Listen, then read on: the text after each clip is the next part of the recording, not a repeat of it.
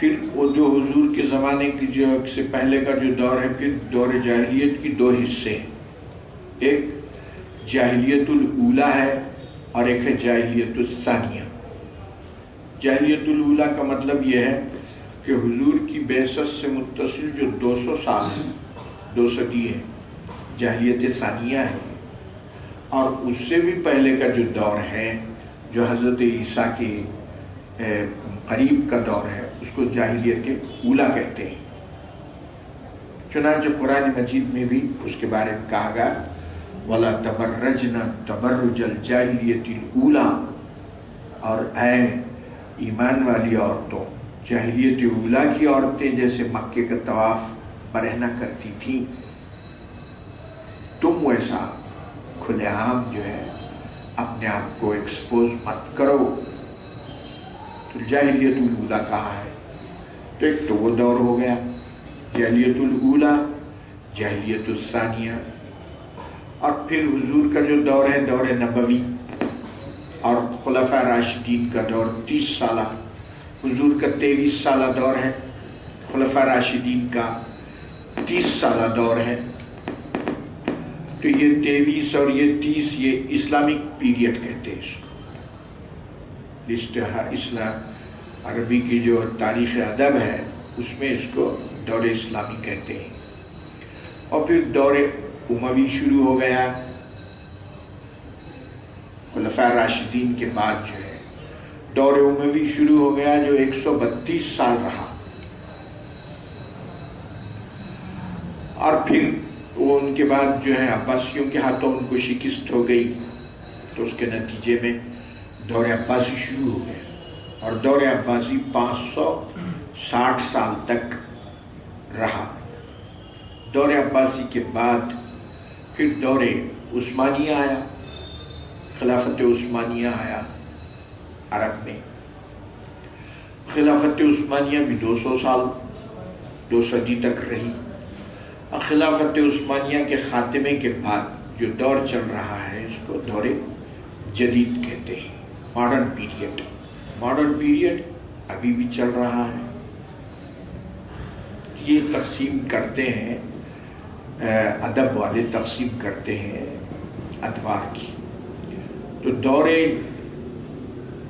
جاہلی جس کو کہتے ہیں، دور جاہلیت میں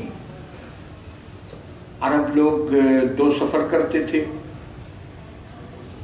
یمن کا ایک، دمشق کا ایک، اور دیکھیے کیا ان کے قافلے جو ہے اللہ سبحانہ و تعالیٰ نے اس پر بطور انعام اس کو ذکر فرمایا، لِإِلَافِهِمْ رِحْلَةَ الشِّتَاءِ وَالصَّيْفِ، کہ دیکھو تمہارا ہے مکے والوں، تمہارا احترام کیسے ہم نے کیا کہ جب یہ جاتے تھے تجارت کے لیے یمن کو، شام کو، تو وہ لوگ عزت کرتے تھے ان کی کہ یہ مکے والے ہیں، بیت اللہ کے محافظین ہیں، ان کا احترام ہوتا تھا، ان کی عزت ہوتی تھی مکے کی وجہ سے، کعبے کی وجہ سے۔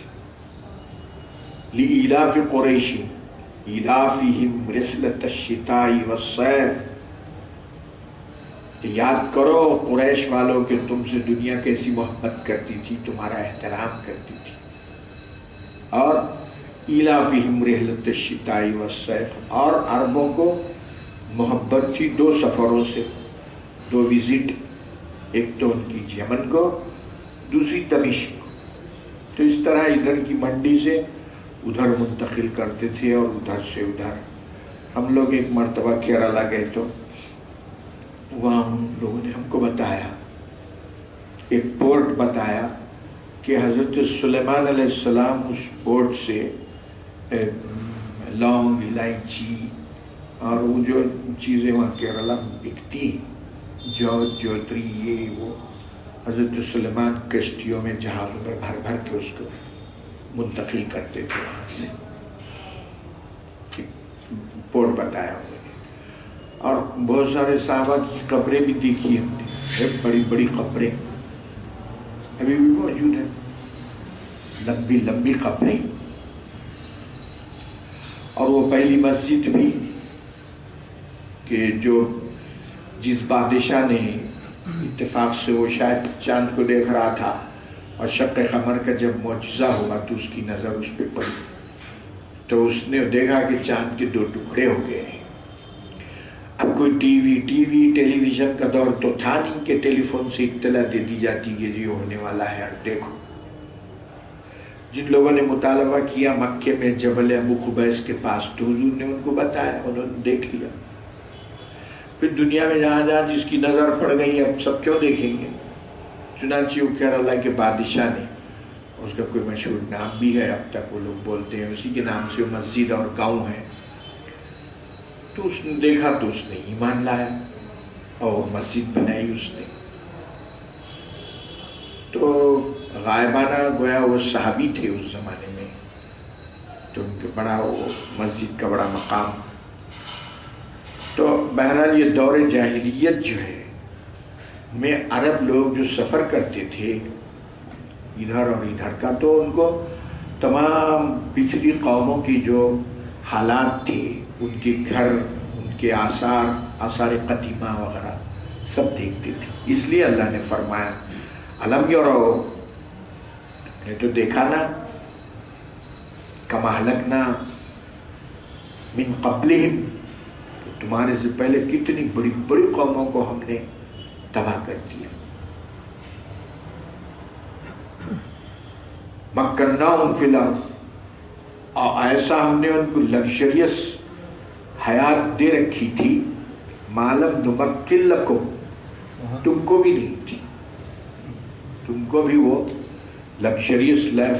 علماء نے لکھا ہے تفاسیر میں اس کی کہ ان کے پاس ایسا کیمیکل انہوں نے تیار کیا تھا کہ عاد و سمود نے، کہ وہ کیمیکل پتھر پہ استعمال کیا جاتا تو تھوڑی دیر کے لیے وہ پتھر آٹے کے جیسا نرم ہو جاتا تھا، اور پھر جو چیز بنانی چاہیے بنا دی، پھر سخت ہو جاتا تھا۔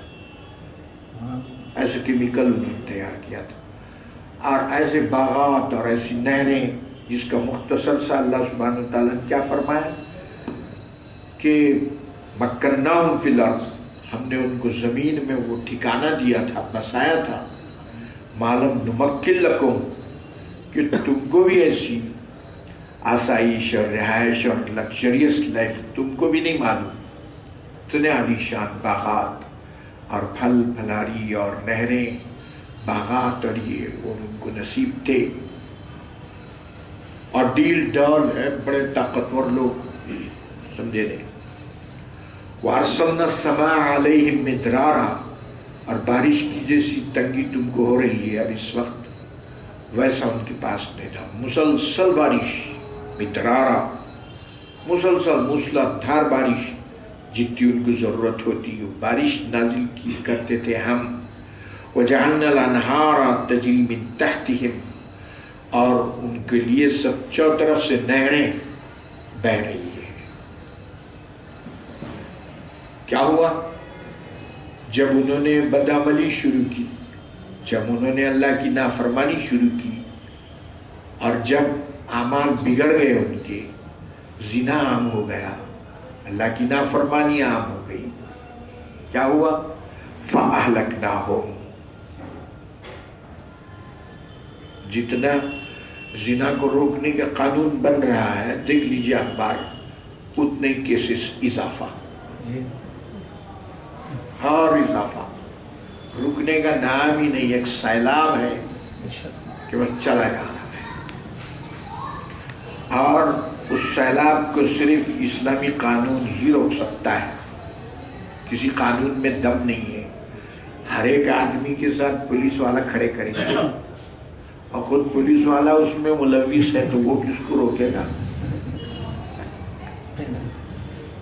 کہاں تک پولیس کی کسٹڈی میں عورتوں کے ساتھ تو عصمت ریزی کے واقعات ہو رہے ہیں، پولیس کا ہی کی، پولیس کہاں سے آئی؟ سب سے زیادہ کرپٹڈ تو وہی ہے، جس کو محافظ سمجھا جا رہا ہے، وہی سب سے بگڑے ہوئے ہیں۔ تو اب وہ بھی 20-20 25-25 لاکھ دے کے پوسٹ لے رہا ہے، تو اس کو بھی تو نکالنا ہے، کہاں سے لائے گا؟ پورا سسٹم تباہ کن ہے۔ نیچے سے اوپر تک جیسے ہمارے بزرگ لوگ فرماتے تھے ہوا کا ہوا بگڑا ہوا ہے، کوئی خیر کی امید آپ نہیں کر سکتے.